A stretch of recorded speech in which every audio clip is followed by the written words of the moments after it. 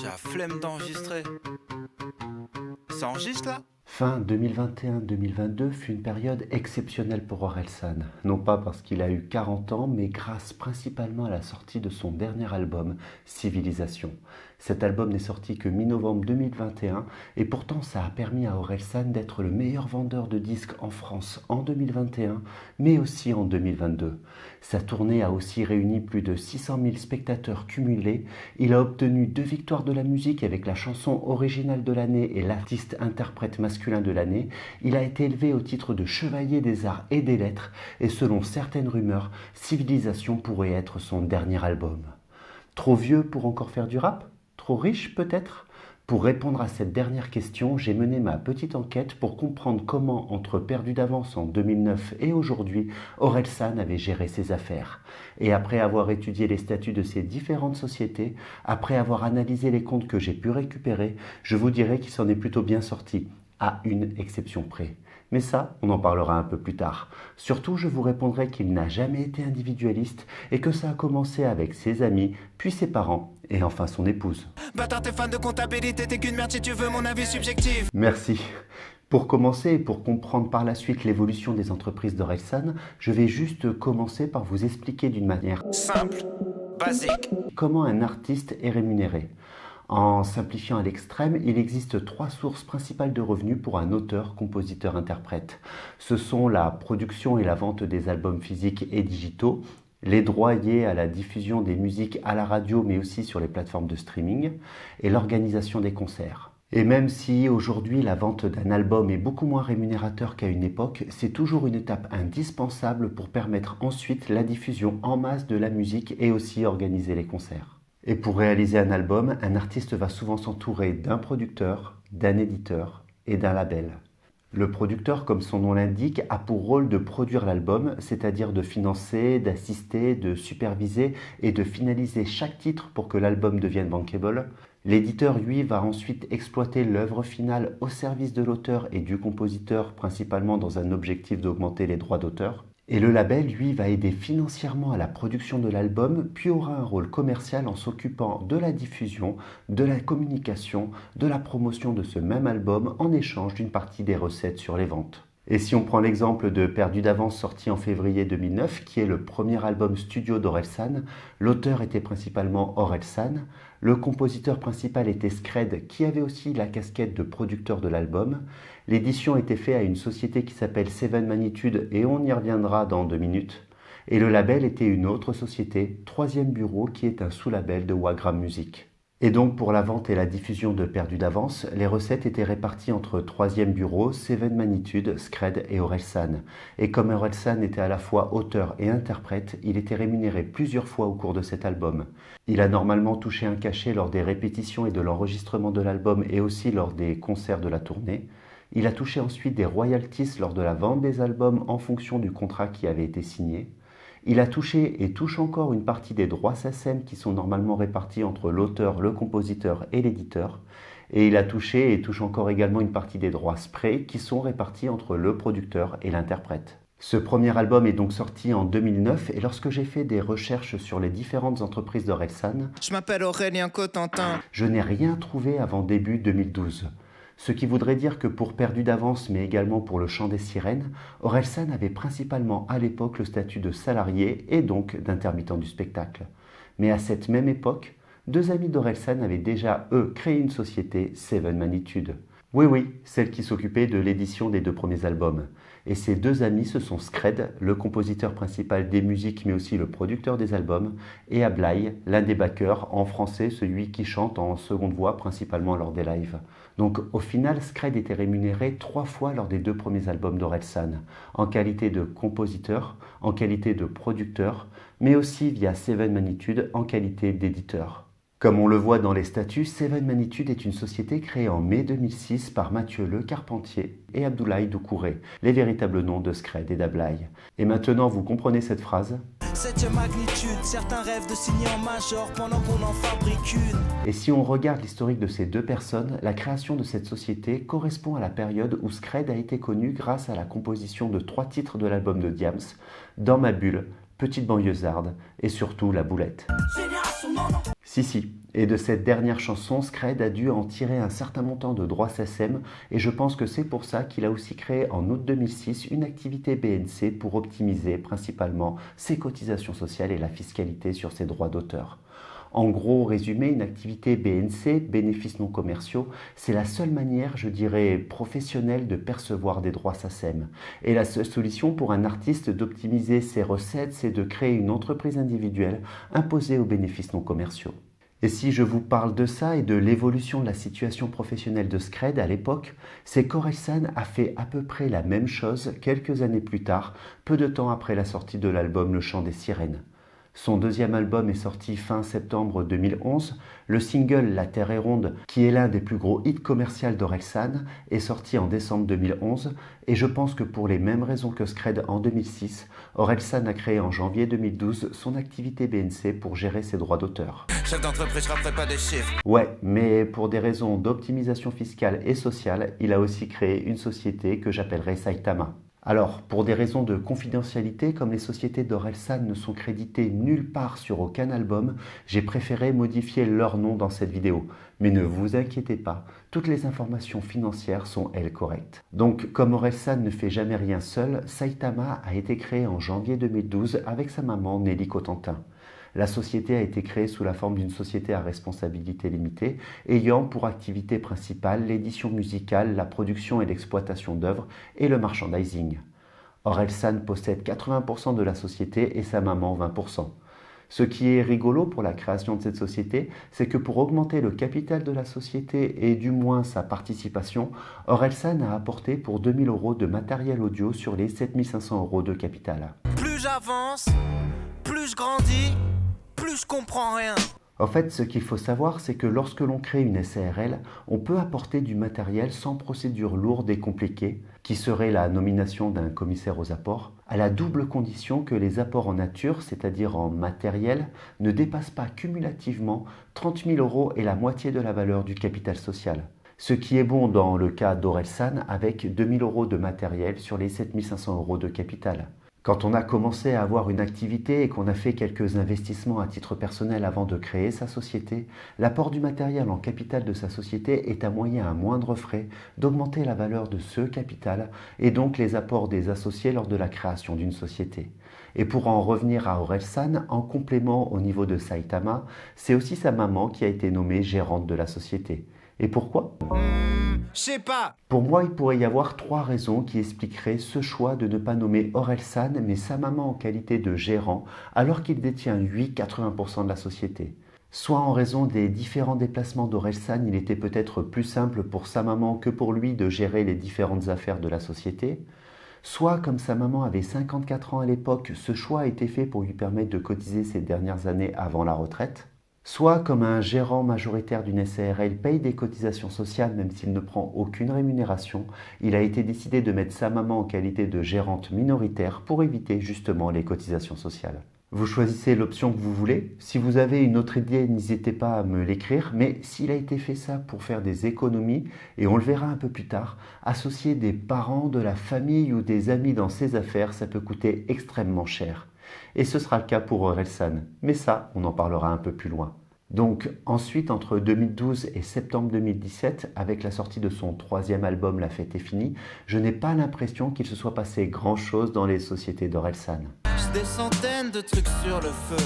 Il y a eu le premier album des Casseurs Flotteurs en novembre 2013, la série Bloqué, le film Comment c'est loin et la bande originale du film fin 2015, mais au niveau de la société, en retrouvant les comptes de Saitama, celle-ci n'avait pas beaucoup de trésorerie avec des capitaux propres, c'est-à-dire des réserves à hauteur de 30 000 € au 30 juin 2017. C'est-à-dire au final, en 5 ans, pas grand-chose. Mais tout va changer et s'accélérer avec l'album La Fête est finie.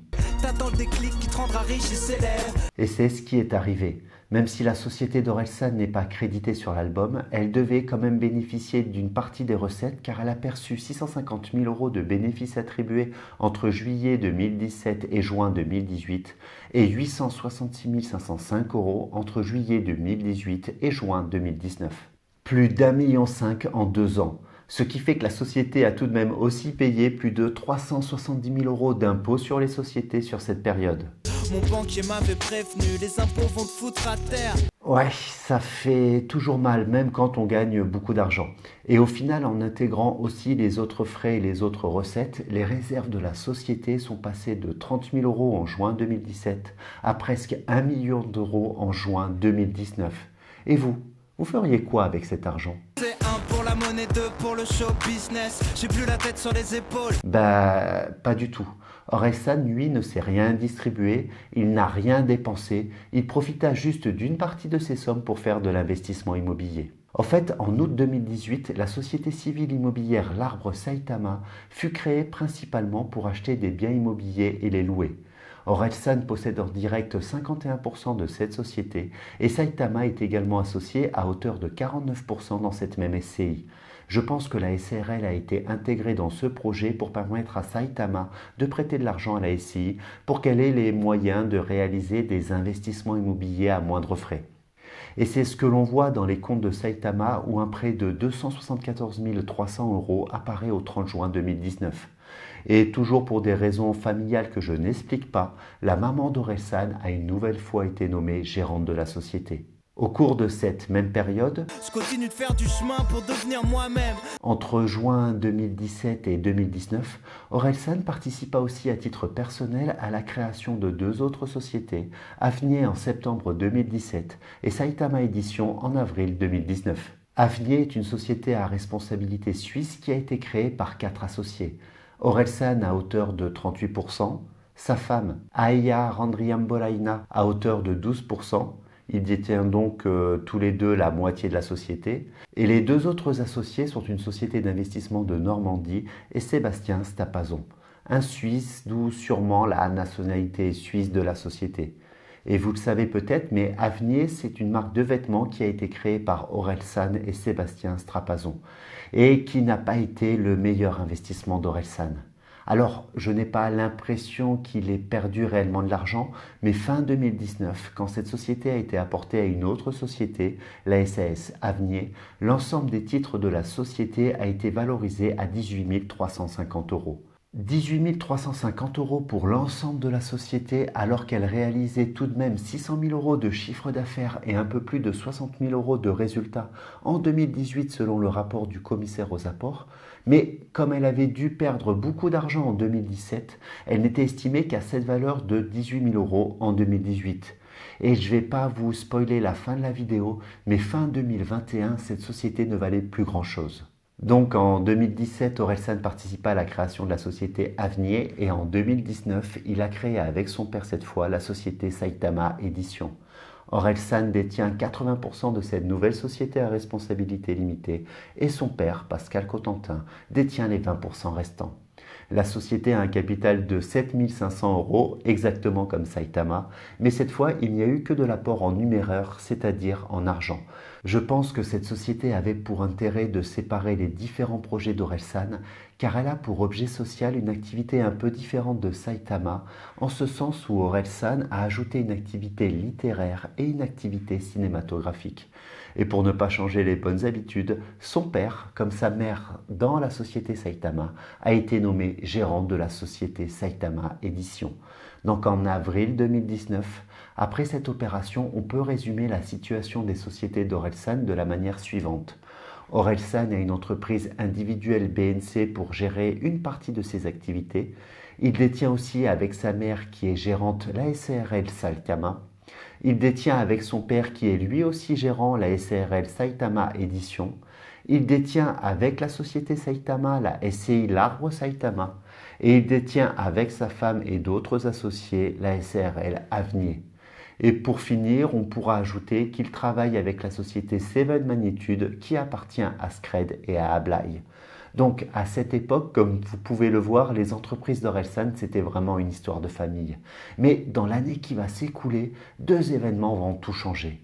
Peu après la création de Saitama Édition, techniquement juste 5 mois plus tard, le père d'Orelsan cède ses titres à Orelsan pour ne plus être associé dans la société.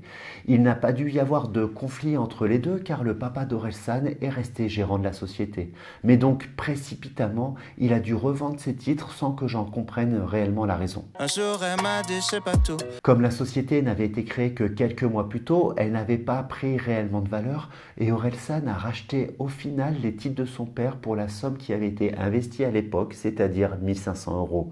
Plus-value, zéro. Par contre, en parallèle, la mère d'Orelsan va également sortir du capital de Saitama. Mais comme Saitama avait été créé il y a longtemps et comme cette société avait généré des recettes par le passé, elle valait au moment de cette opération beaucoup plus que les 1500 € investis à l'époque. Et rappelez-vous tout à l'heure, je vous disais que les réserves de Saitama étaient d'1 million d'euros en juin 2019. Donc à cette même date, juin 2019, la maman d'Orelsan détenait potentiellement 20% de ce million d'euros, soit 200 000 €. Et c'est à peu près la valeur qui a été retenue en janvier 2020 lors du retrait de la mère d'Orelsan.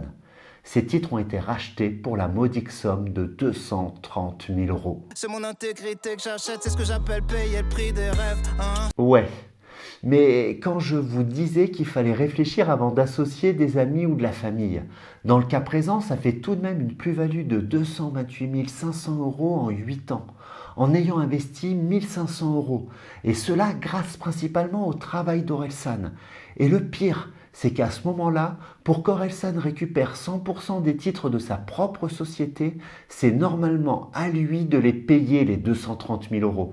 Et encore dans le cas présent, je pense que ça s'est fait sans tension et peut-être même dans un objectif d'Orelsan d'aider sa maman. Je dis ça car, comme pour son père après l'opération, alors qu'elle n'est plus associée, la mère d'Orelsan va rester gérante de Saitama. Mais imaginez un instant la même situation au cours d'un divorce. Là, ça ne serait pas du tout la même histoire et chacun se battrait à coups d'avocats et d'experts pour dire soit que la société vaut plus, soit que la société vaut moins. Donc, si un jour vous créez votre société, pensez à cet exemple le jour où vous souhaiteriez associer votre mari, votre femme ou une amie. Et ça vous fera peut-être réfléchir. Et comment Orelsan a fait pour acheter les titres de sa mère ? A-t-il dépensé 230 000 € provenant de ses comptes personnels ? A-t-il dû faire un emprunt à titre personnel ? Rien de tout ça. Au fait, pour ne pas utiliser son propre argent mais celui qu'il avait laissé dans sa société, il a fait ce que l'on appelle une réduction de capital et je vais vous expliquer. Avant l'opération, Saitama était une société au capital de 7 500 € qui était évaluée à 1 150 000 €. Ce qui veut dire, en simplifiant à l'extrême, que si la société payait toutes ses dettes et vendait tout ce qu'elle possédait, Saitama aurait 1 150 000 € de trésorerie, qui correspondrait pour 7 500 € au capital apporté initialement et pour 1 142 500 € au cumul des bénéfices qui n'avaient pas été distribués par le passé et qui avaient été mis en réserve. Et comme Orelsan possède 80% de cette société et sa maman 20%, Orelsan possède 80% des 1 150 000 €, c'est-à-dire 920 000 € et sa mère 20%, donc les 230 000 €. Ce qu'il faut lui donner. Alors Orelsan aurait pu prendre de l'argent dans la société pour acheter les 20% de sa maman, mais ça lui aurait coûté au minimum entre les impôts et les cotisations sociales plus de 100 000 € de plus. Je voudrais croire au miracle, au tour de magie. Donc pour éviter ce surcoût, ce qui a été fait, c'est que c'est la société elle-même qui a racheté les titres de la maman d'Orelsan pour 230 000 €. Donc Saitama a diminué sa trésorerie de 230 000 € et en échange, elle possède après l'opération ses propres titres pour cette même somme de 230 000 €. Et comme on ne peut pas réellement se posséder soi-même, on va annuler les titres rachetés à hauteur de 20% des 7 500 € de capital social, soit 1 500 €, et à hauteur de 20% des réserves, soit 228 500 €. Et donc, comme il est précisé dans l'acte original, le capital de la société Saitama passe de 7 500 € à 6 000 € et les réserves sont diminuées à hauteur de 228 500 €.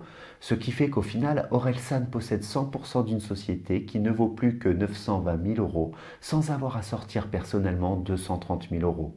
Et donc tout en économisant plus de 100 000 euros d'impôts et taxes. Je fais ça pour les thunes.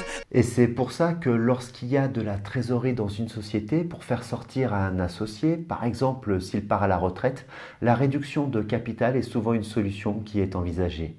Et après cette opération, en janvier 2020, Orelsan possède donc 4 sociétés, Saitama à 100%, Saitama Édition également à 100%, l'Arbre Saitama en direct à 51% et via Saitama à 49%, et il détient toujours 38% d'Avenir. Et je pense que pour simplifier les échanges de trésorerie entre toutes ces sociétés, il a été décidé de rassembler toutes ces structures dans un même groupe par la création de ce que l'on appelle une holding. Mes potes disent que je change, moi je dis que j'évolue. Et la holding est une évolution naturelle quand on a un groupe de sociétés. En fait, son activité est principalement de gérer un portefeuille de titres et l'un des avantages, comme je vous l'avais expliqué dans la vidéo sur Villebrequin, c'est que la holding annule presque totalement l'imposition des dividendes. Mais en plus, en étant associé de plusieurs sociétés, une holding peut aussi emprunter de l'argent à l'une de ses sociétés filles pour le prêter à une autre de ses sociétés filles. Quand vous possédez des sociétés en direct, le prêt entre sociétés est interdit. Ça s'appelle un abus de bien social. Mais quand c'est un groupe de sociétés, c'est autorisé et c'est super intéressant quand on doit faire des investissements. Et pour créer cette société holding Univers Infini, Orelsan a apporté l'ensemble des titres de l'ensemble des sociétés au capital de sa holding. Il n'a donc pas revendu ses sociétés, il n'a donc pas fait de plus-value imposable, il a simplement reçu des titres de la holding en échange des titres de ses sociétés. Et le capital de Univers Infini a été valorisé à la somme de la valeur de toutes ces sociétés, plus 5 euros. Oui, j'ai oublié de vous dire, sa femme est associée dans la société à hauteur de 5 euros. Juste 5 euros et je vais vous expliquer un peu plus tard pourquoi. Donc Orelsan a apporté toutes ces sociétés à Univers Infini et grâce à cette opération et aux actes que j'ai retrouvés, on va pouvoir avoir une estimation de la valeur de chaque société d'Orelsan juste après la sortie de l'album Civilisation. Donc, dans ce document juridique qu'on appelle une convention d'apport, on apprend qu'Orelsan a apporté 100 actions de Saitama Édition, c'est-à-dire la totalité des titres, 80 parts de Saitama, c'est-à-dire également la totalité des titres vu que 20 parts avaient été annulées au départ de sa maman, et 6 973 actions de la société Avenir, c'est-à-dire également la totalité des titres qu'il détient. Et l'ensemble de ces titres a été évalué à la somme d'1 201 995 euros répartis de la manière suivante. 204 594 euros pour Saitama Édition, 990 975 euros pour Saitama et 6 426 euros pour Avenir. Oui, cette même société qui valait 18 350 euros en 2019, c'est-à-dire 6 973 euros pour les titres appartenant à Orelsan, ne vaut plus que 6 426 euros en 2022. Moralité, ce n'était vraiment pas l'affaire du siècle, et ça explique peut-être... J'ai aussi une marque de streetwear qui marche pas. Comme je vous le disais, à ces 1 201 995 euros apportés par Orelsan, sa femme a apporté 5 euros à la société Univers Infini. Ce qui veut dire qu'elle possède très exactement 0,000004% de la holding Univers Infini. Et pourquoi est-elle associée à une si petite proportion dans cette société ? Simplement parce que cette holding est une société civile. Et dans une société civile, à la différence d'une société commerciale, on a l'obligation d'avoir 2 associés au minimum. Et même à 0,000004%, ça fonctionne. Mais pourquoi avoir constitué une société civile ? Les holdings sont souvent soit des sociétés par action simplifiées, soit des sociétés civiles. Et je pense qu'Orelsan a choisi une société civile plutôt qu'une SAS pour éviter la nomination d'un commissaire aux apports lors de cette opération, ce qui permet de réduire les frais, et aussi d'éviter le dépôt chaque année des comptes de la société au tribunal de commerce, ce qui réduit également les frais. Moralité, une holding en société civile, c'est... Le meilleur rapport qualité-prix que j'ai trouvé. Mais personnellement, et vu que les sommes en jeu ne sont pas non plus exceptionnelles, j'aurais plutôt créé une SAS qu'une société civile en raison de la responsabilité illimitée des associés dans une société civile. Mais ce n'est qu'un avis personnel. Et de toute façon, il n'y a pas de bonne ou de mauvaise structure, il n'y a que des structures qui s'adaptent aux besoins des associés à un instant T. Et comme vous avez pu le voir avec le cas d'Orelsan, en fonction de son activité, en fonction de ses bénéfices et en fonction de ses souhaits d'investissement, on peut tout à fait faire évoluer son organisation juridique dans le temps. En tout cas, j'espère que cette nouvelle vidéo vous a plu et si vous souhaitez une autre enquête, je vous en mets une juste là. Et nous, on se retrouve le mois prochain pour une nouvelle vidéo et en attendant... La fête est finie.